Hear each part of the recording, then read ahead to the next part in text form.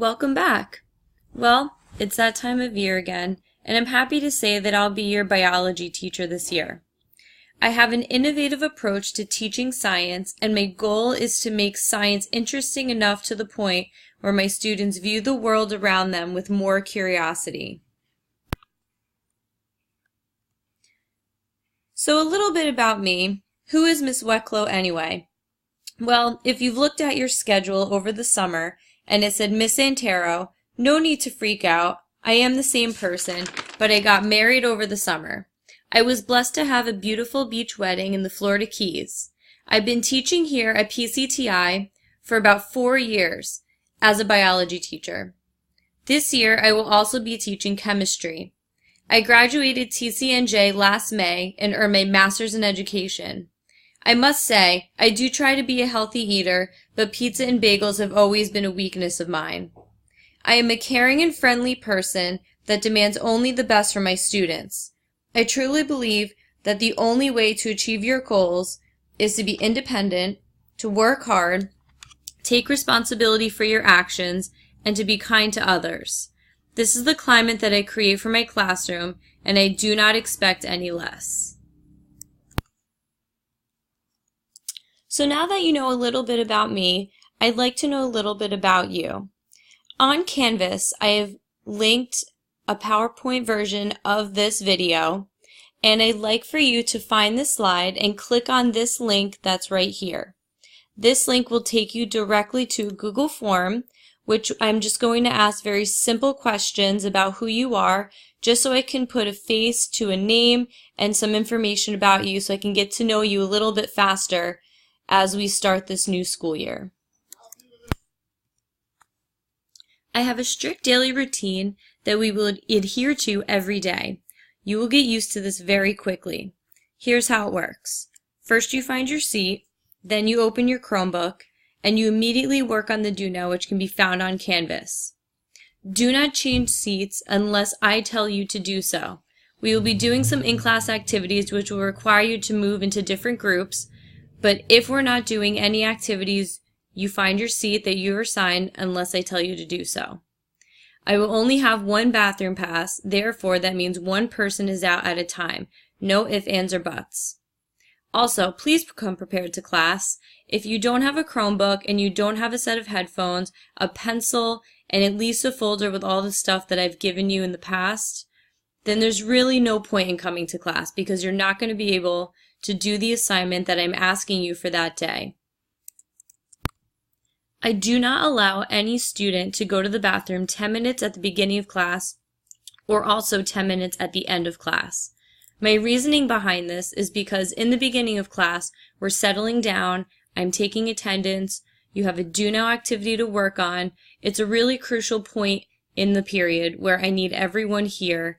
And even if it's an emergency, you need to come to me before class even starts and ask me. If class has started and the bell has rung, you're not leaving for the next 10 minutes. Also, at the end of class, this is when we're wrapping up information. I'm updating the homework if that happened to change for that particular day. Important information is always given at the end of class, so if you're missing, therefore you won't be able to get that information. So again, I do not allow any student to leave 10 minutes in the beginning or 10 minutes at the end of class to go to the bathroom or for any other reason unless you have a pass or any other exception by another teacher or an administrator to do so. There will be no cell phone use in class unless told to do so. There will be times where I'm going to need you to upload pictures during a lab to a Google Doc. There will be other times where you may want a calculator if you don't have one handy, or if your Chromebook is broken and you need to watch an EdPuzzle video. Those are minor exceptions that I do allow cell phones to be used. But those are extenuating circumstances and they don't happen very often. So if I see you with your cell phone and you're texting and you're not paying attention to what's going on, that's when writing up becomes an option. And I don't like to do that, so please don't make me do that. If you're absent, and this is going to happen to all of you at least once, I'm sure, if you're absent, it is your responsibility to check Canvas. Don't ask me what worksheet we did or what activity did we do. Every single day on Canvas, I will post an itinerary of what we do with the objective and the do now assignment and the homework that you missed. Any hard copies will be posted on that same Canvas page for that particular day, and that whole page will be dated. So if you're absent, all you have to do is click on the date that you're absent, and everything that you missed will be up there. And you have as many days as you are absent to get that work back to me. I will not hunt you down. I will not ask you. All I will do is if you were gone for 2 days and I didn't get the work 2 days later, it just automatically becomes a 0 in PowerSchool without any discussion about it.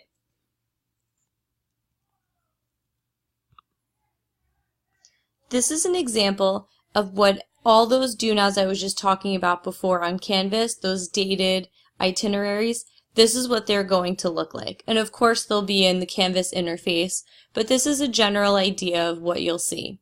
At the top you'll have the date, and first I'll have the objective, and the objective is just a statement that describes what the goal is for the day. So again, if you're absent, the objective kind of gives you an idea of, okay, this is what I missed. And if you're present for class, you walk in and you have a pretty good idea from reading that objective what you're going to learn for that day. Next is the do now.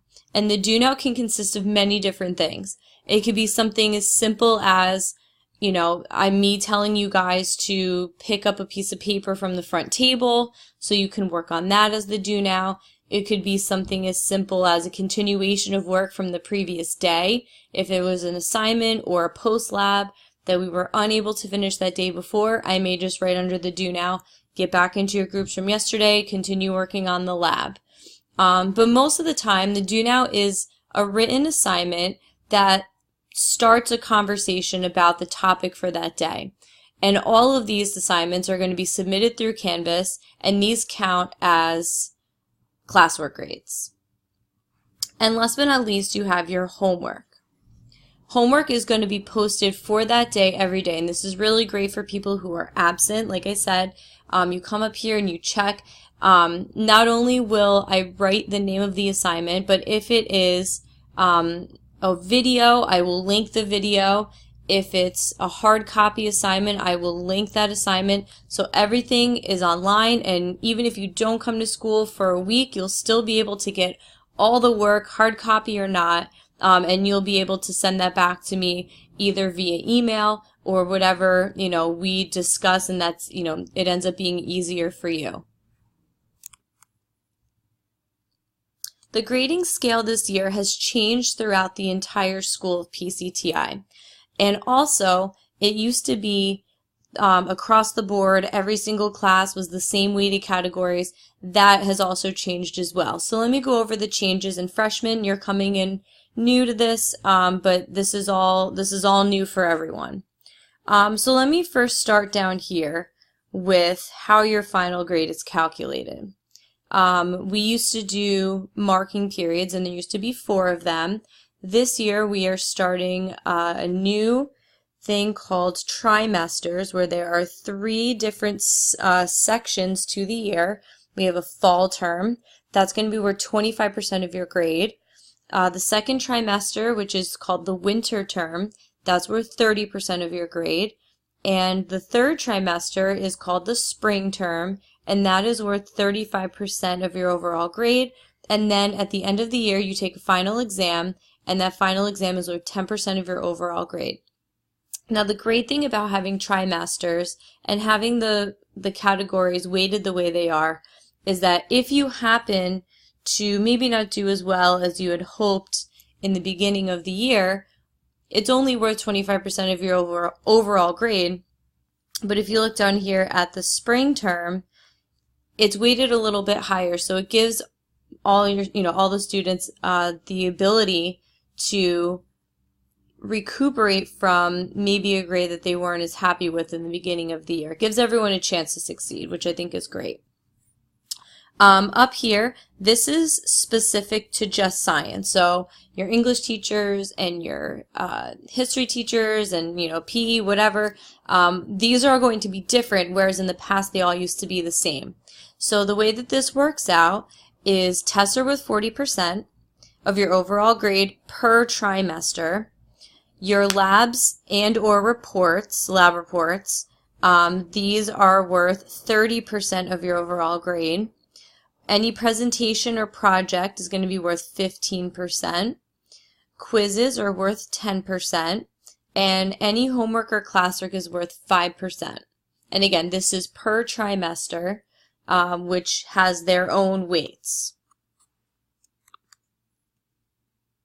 As stated before, if you're absent, it's your responsibility to get the work that's needed from Canvas. But what if you're absent on a day that we do a lab? I mean, I can't upload a lab to Canvas. So if that's the case, then you have to get the data from a classmate, and you have to be able to complete the rest of the lab either by joining a group that I tell you to join, or maybe you have to do the lab on your own if it's a lab that can be done on your own. I would never put you in a situation where the lab is too difficult or impossible to do by yourself, but there are some labs where you wouldn't even consider them as labs. They could be paper labs, and that's something that could be done at home. But if something's done in the laboratory, in the lab room, and we had to get data for it, and you came the second day for the post, conclusion day, all I would do at that point is you would have to come up to me and tell me that you were absent, which I would already know, of course. And then I would put you in a group, and I would give you either, I would have you take their data, and then you would have to put in extra effort to help them since you were missing the day that they obtained that data. So you would take more of the responsibility of the post lab, and of course, myself and that new group of yours would explain to you what happened in the lab the day that you were missing. Here are some of the topics that we'll be going over. There's no need for me to read all of these to you, but they do go in order of the year, starting with lab safety, working your way down, coming back up to biogeochemical cycles, working down, and it goes in this manner like so. So we start with lab safety in the beginning of the year, and we end with bacteria to human evolution in the springtime, right before finals. Just some last minute things to remember. Please arrive on time. All lates will be recorded in PowerSchool. Again, I'm not going to verbally say, oh, hey, you're late. I mean, there's no need for that. You know you're late. I know you're late. I'm just going to mark it in PowerSchool.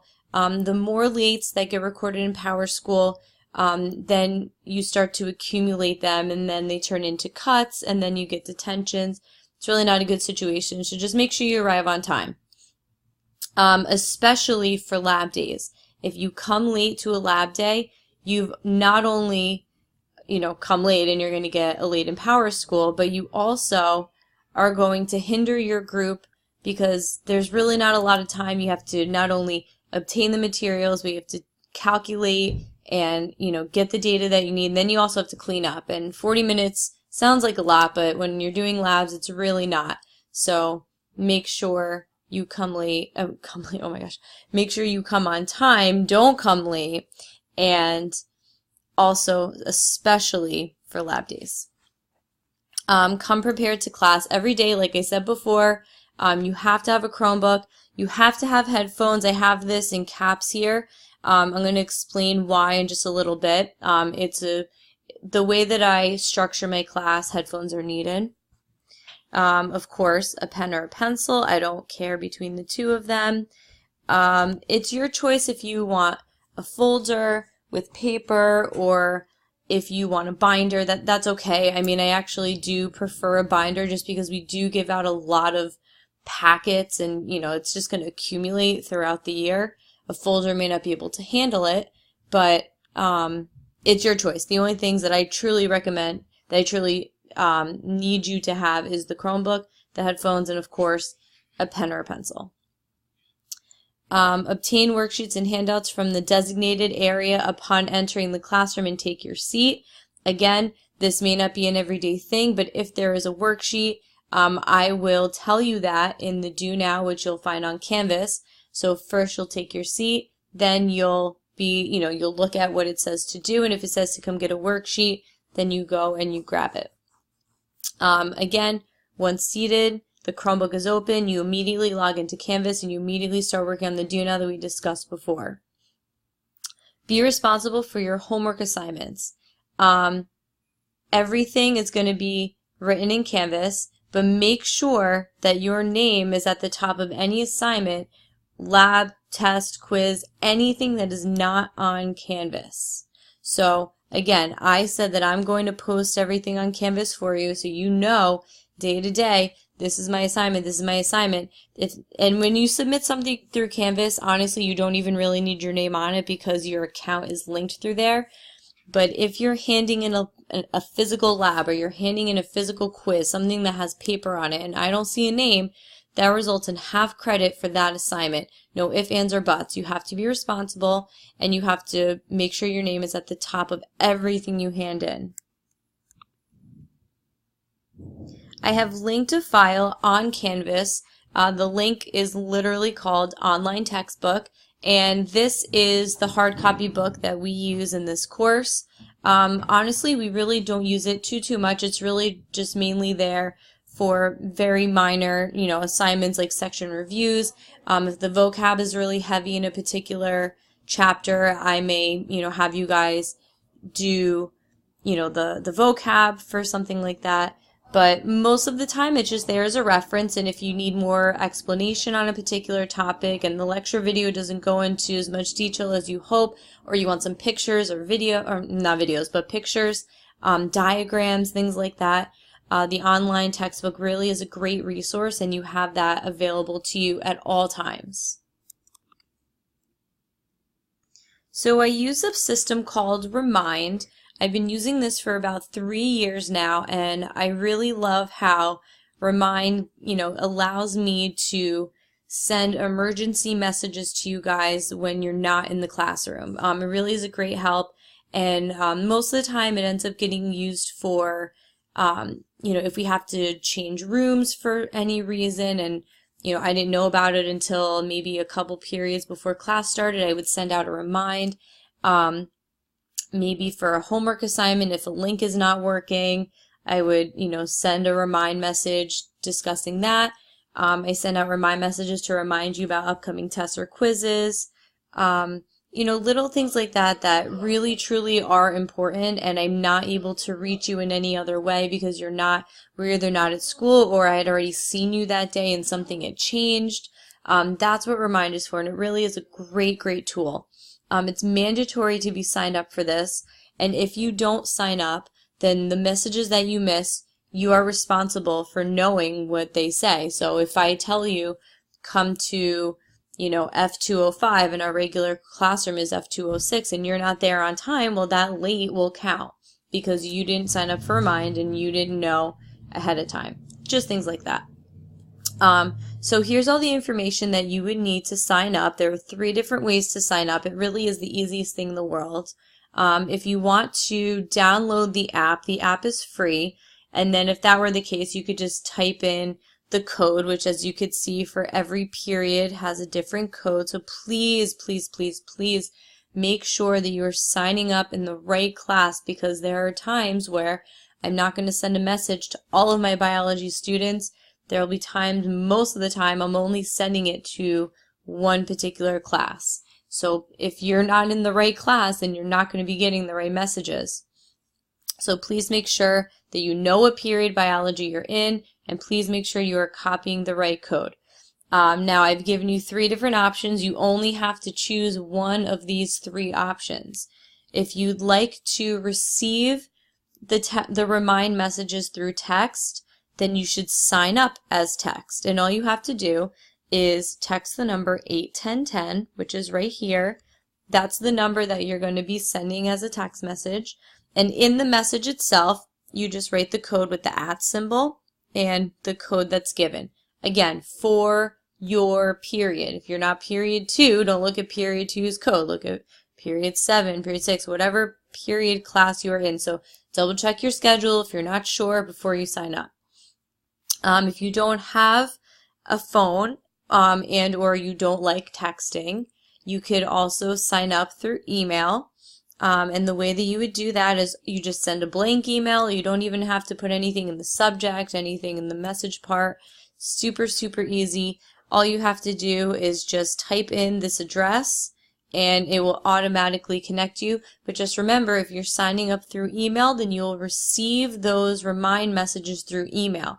So if you don't check your email all the time, maybe that's not an option for you. I know people always are looking at their text messages. That may just be an easier way if you're constantly looking at it. That may be a more efficient way to sign up, but again, it's up to you, whatever you like better. For those of you that want it to be even easier than typing in a code, all you have to do is click the link. Now, of course, this is a video, and you're not able to click these links, but as I said before with the student information sheet, all you have to do is just go into Canvas and find the PowerPoint version of this video, find this page, find your period, click, and then you are enrolled. So as stated before, Canvas is going to be used daily, and that's going to be my way of communicating everything for you, everything. We're going to do tests on Canvas, quizzes, do-nows, homework. 97% of this course is on Canvas. EdPuzzle is another program that I'm going to talk a little bit more in depth about. EdPuzzle is going to be frequently used, and this is going to be my method of giving you information, but it's also going to be a method of homework assignments and lecture videos. So before I get into what EdPuzzle really is, let's see how we sign up. And again, the same goes for EdPuzzle as it does for Remind. You need to go into Canvas, find the PowerPoint version of this video, find the slide, and make sure you're in the right period.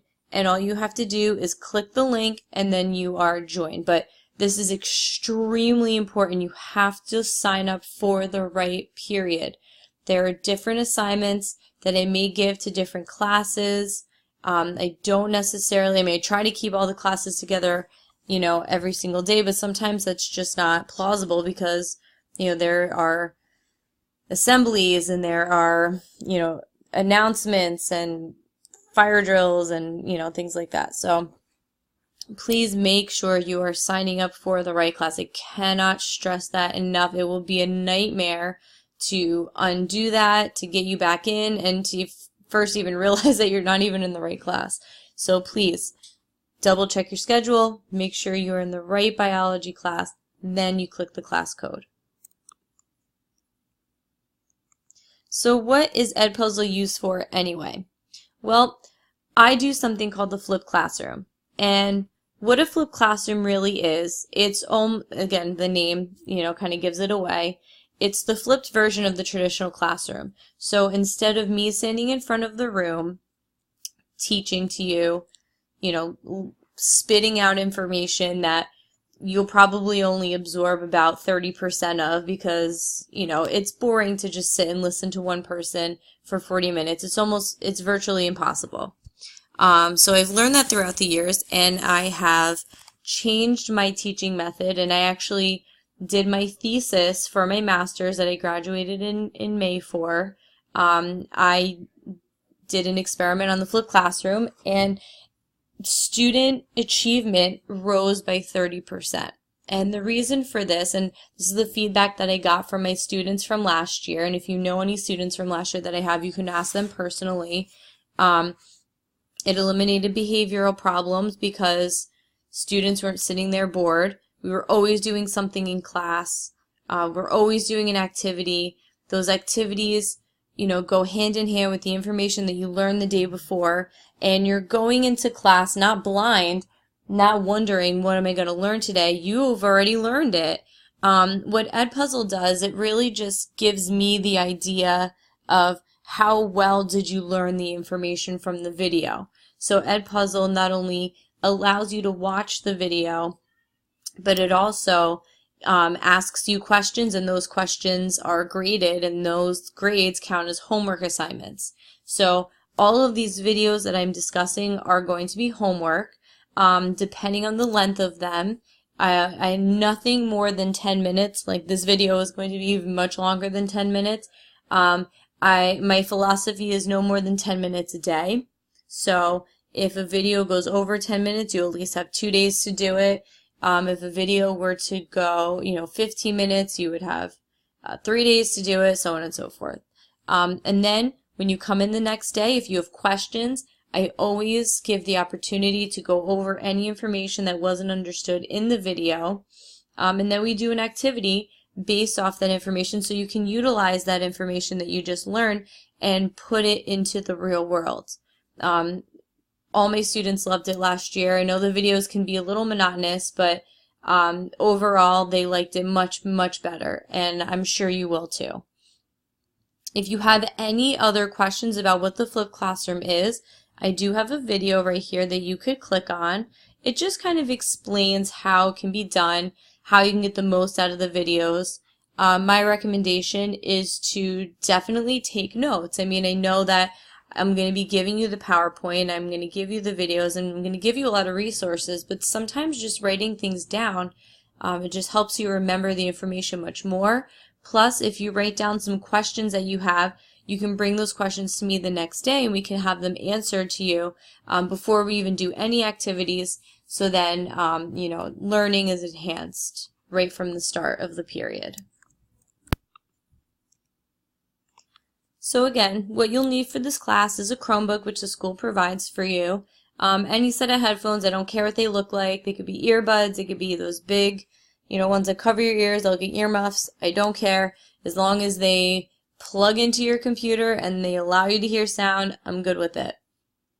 A binder or a folder, I don't care which one. Like I said, I do recommend the binder just because it has more space. I do give out some hard copies, some labs, things like that, reference sheets that you're going to want to hold on to, and of course a pen or a pencil. You must have these items no later than September 11th, which is that Monday, or it will result in 0 and multiple homework assignments, so that having the Chromebook is going to be an assignment. Of course, if technology, if you're a freshman and technology hasn't gotten to you yet, and I have a signed pass saying that from them, that's of course an extenuating circumstance. But everyone should have headphones, and you should have some type of binder or folder, and obviously you should have a pen or a pencil. Having all those things will count as a grade. It's very easy. Just make sure you come prepared. It's huge for this class. So your homework for tonight is to complete the student information sheet, which was linked to the beginning of this video. Sign up for Remind, sign up for EdPuzzle, bring all the required supplies by Monday, September 11th, and also don't forget to complete the EdPuzzle for this video itself. All of this will be posted on Canvas, and like I said, every itinerary, every homework, everything will be posted day to day, so you know exactly what's going on at all times. Working together, we can make this a successful and enjoyable school year. I'm excited to be your teacher, and please don't hesitate to ask me any questions about anything. I really am very open, but please follow the rules and we should have a great year.